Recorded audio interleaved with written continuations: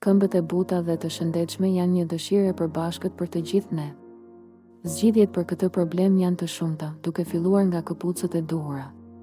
Për këtë trajtim, ju nevojiten disa përbërës: 1 filxhan krip, 2 filxhan sodë buke, 1 limon, 10 pika vaj esencial dhe ujë.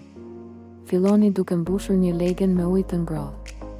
Shtoni kripën, sodën dhe lëngun e limonit në ujë. Zgjidhni vajin tuaj esencial sipas dëshirës, por nëse nuk e keni, mund ta anashkaloni. Zhysni këmbët e pastra në ujë dhe lërini të pushojnë për 30 minuta.